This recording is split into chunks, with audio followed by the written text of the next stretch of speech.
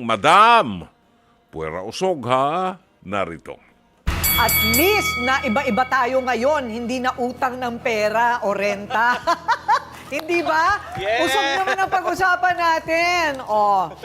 Siya ang nanay ng batang madalas mausog daw ng kapitbahay nila. Eto na ang nagrereklamo. Kikay, humarap ka na.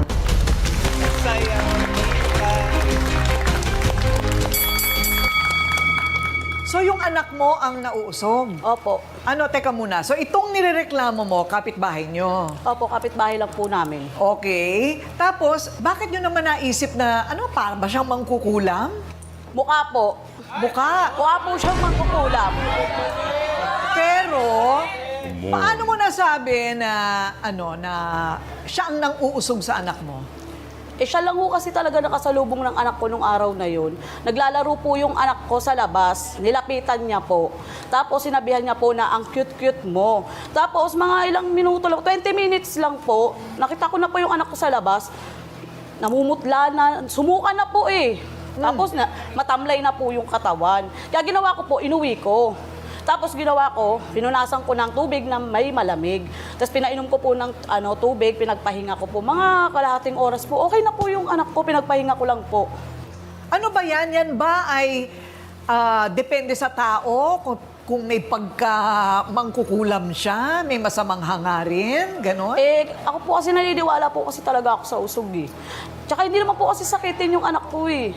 O so, naulit ba sa anak mo? Opo. Naulit na naman? Oo, nakaraang linggo lang po. O anong nangyari naman? Kasama ko po yung anak ko sa labas. Oh. Nilapitan ho nung aling bet, hinawakan ko sa kanang balikat. Tapos binati na naman ho. Ayun ho, mga ilang oras ho, tumamlay na naman po yung anak ko, nagsuka na naman po. Kaya ginawa ko ho, inuwi ko na naman po, pinunasan ko ng bimpo ho. Tapos pinainom ko ng tubig. Tapos mga kalahating oras din ho, hinintay ko lang, pinagpahinga ko lang po. Umukay na po yung kalagayan niya. Tapos, nung kinabukasan ho, may malapit na clinic ho doon, ginawa ko. Pina-check up po na din po yung anak ko doon. O ano sabi ng doktor? Niresetahan po. O gumaling naman? Okay naman po na yung anak ko nung araw na yun na pina-check up po sa clinic. Okay. Nagkasakit talaga yung kanyang anak. Hindi naman kaya nilamig lang yung anak mo? Hindi po. Bumaba ang Hindi po sakitin yung anak ko. resistensya? Hindi po sakitin yung anak ko. O hindi sakitin. Pero sabi mo nga, tuwing siya'y babatiin, Opo. nauusog. Oo, naniniwala ka sa usog. Depende kasi everything is energy eh. So parang sa bati hindi ata masyado. Oo, sa Pero bati. kung germs, hinawakan o ano, doon posibleng baka magkasakit ang bata. Okay. Ang hirap kasing patunayan. Paano mo patutunayan na nauusog siya doon sa taong ito? Kasama ko po yung kumari ko, siya po magpapatunay po lahat niyan. Ah, talaga? Totoo po na malakas po ang usog niyan, malademonyo po yung usog niyan. Malademonyo? Teka muna. Eto na. Pakinggan naman natin yung nang-uusog. Ay! Eto na. Madalas daw siyang mambati ng ang cute-cute mo na may kasunod daw na usog. Tawagin na natin ang inirereklamo. Beth, humarap ka na.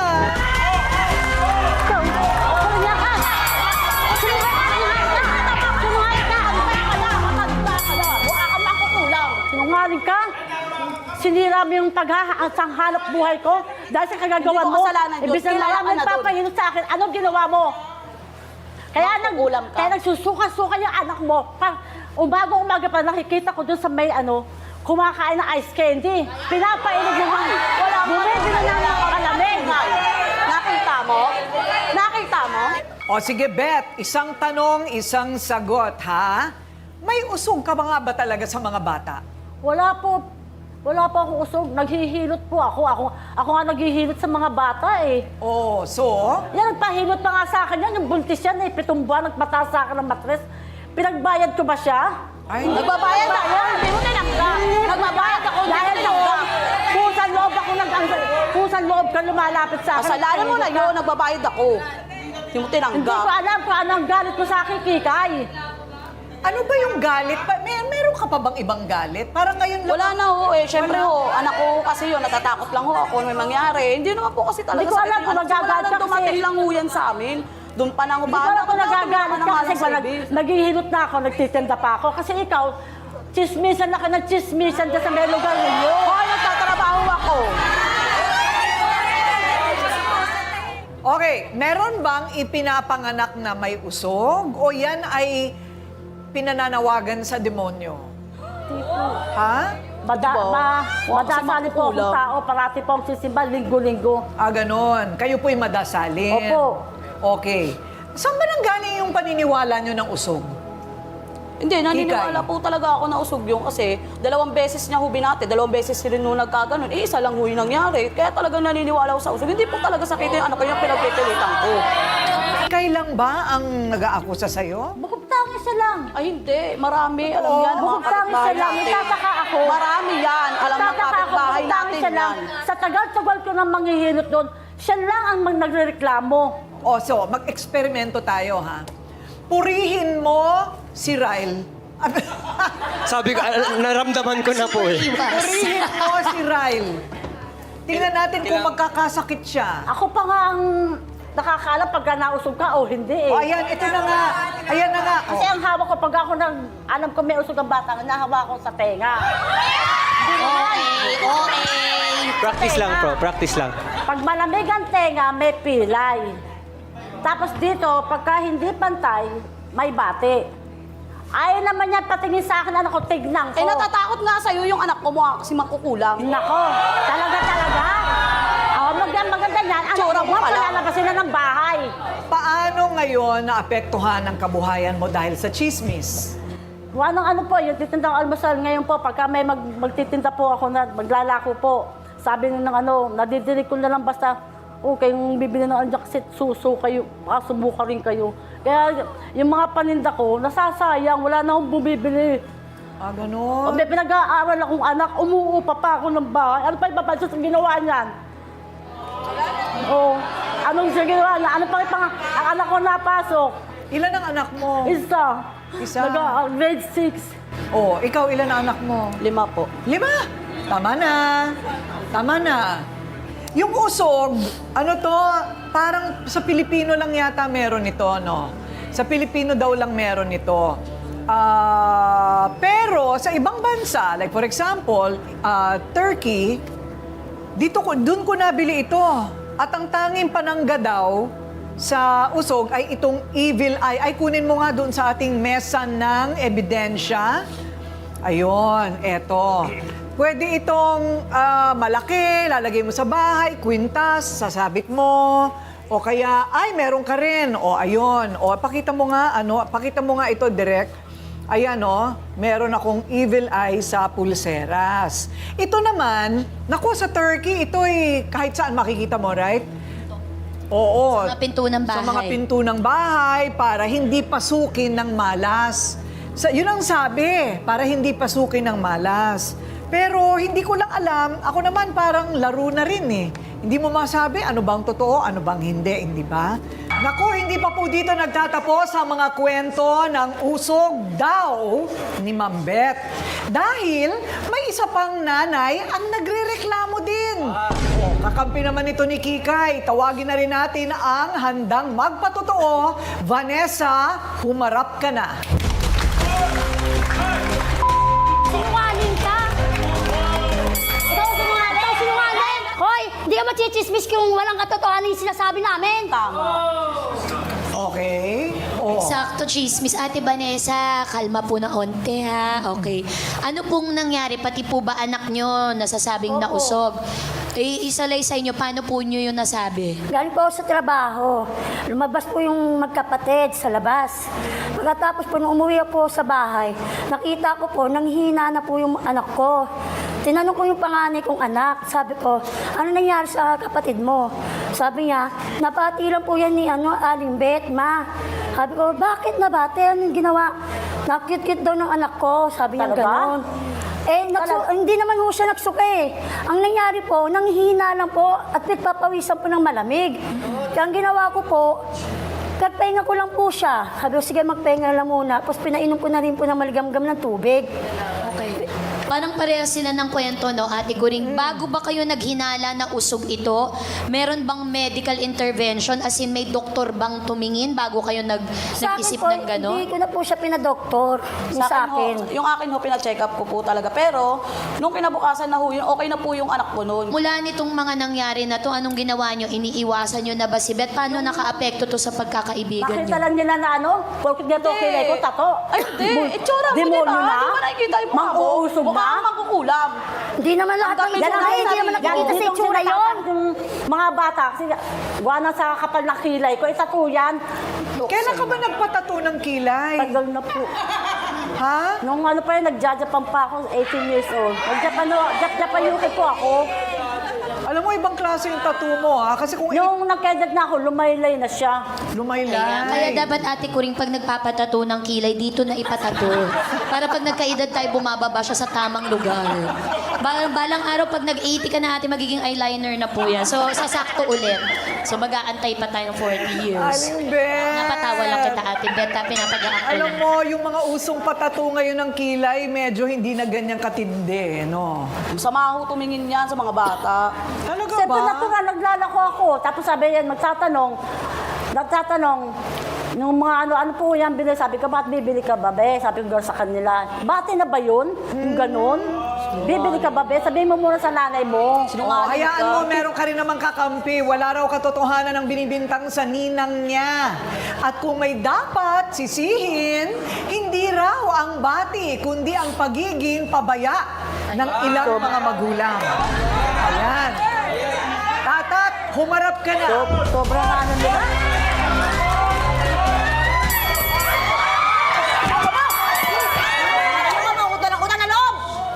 Ay, demonyo, kayo yun! Kasi nga, nakakalibre ka ng hilot, di ba? Bakit? Hindi naman yan eh. Wala kang ikaw nga, nagpahilot ka, nagbayad ka. Nagbayad ako. Alam mo kung ano yung dalawa. Pinangilan doon, di ba? Ninang ka, di ba? Ninang mo siya, mas ninyo. Tatat, sa pagkakakilala mo sa ninang mo, marami ba ang nagrereklamo na malakas ang kapangyarihan niya Wala mag-usog? po, sila lang po yung nagreklamo. Silang dalawa lang. Sila lang. May anak ka ba? Meron po. Ilan? 4 po. Oh, so binati na ba ni Beth yung anak mo? Hindi po, kasi po, kada magkakasakto yung mga anak ko, sa kanya ko pong nilalapit. Nung gagaling naman po. Libre. Kaya nagtataka ko sa Libre. mga chismis sila, bakit yung pambahay. kesa daw may usog, mangkukulam. Kaya sabi ko sa kanya, sige Yung na. binabalita niya pabayaan, sa amin, sige na. mangkukulam Sabi daw ko sa niya. kanya. Di na sila naawa.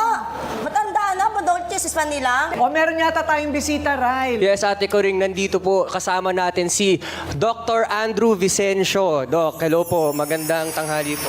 Magandang tanghali po sa inyo lahat.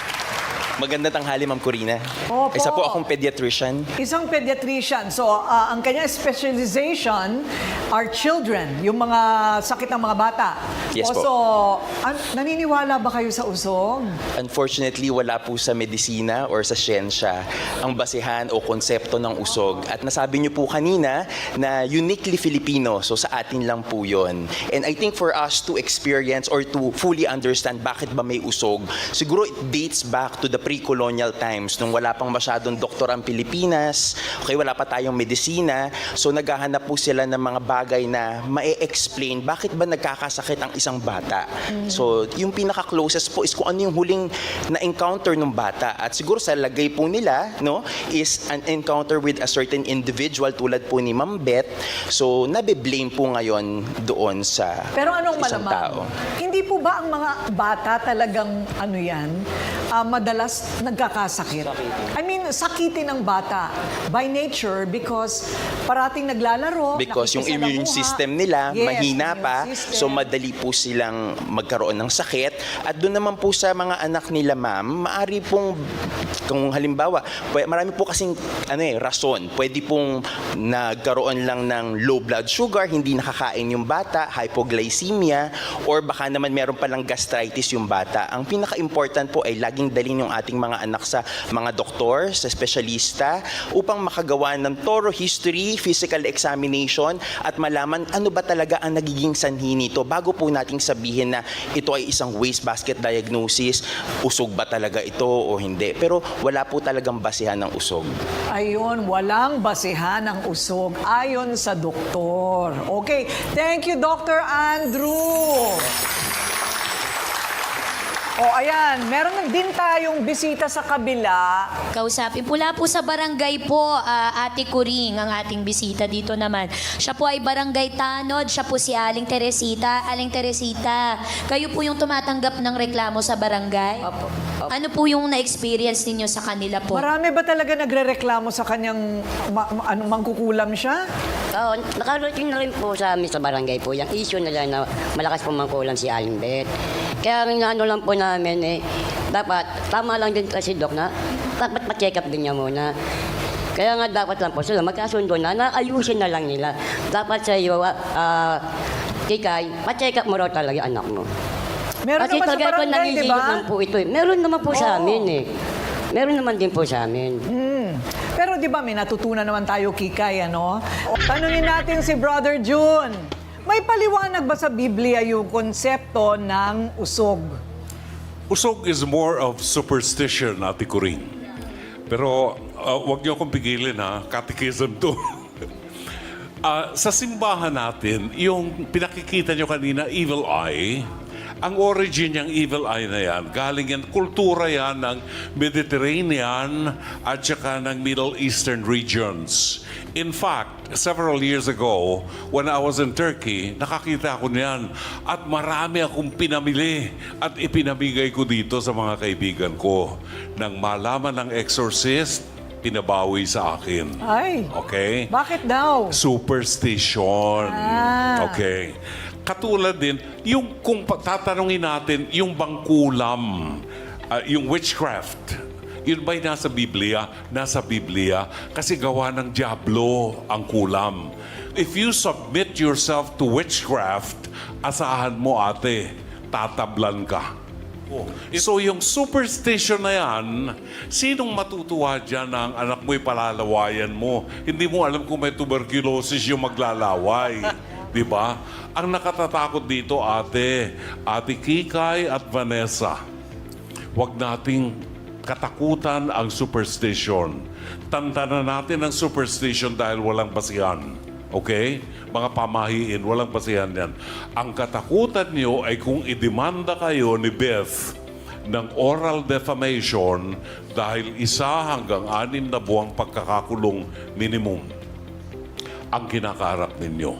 So, baguhin natin ang ating pananaw sa buhay at isabuhay natin ang salita ng Diyos.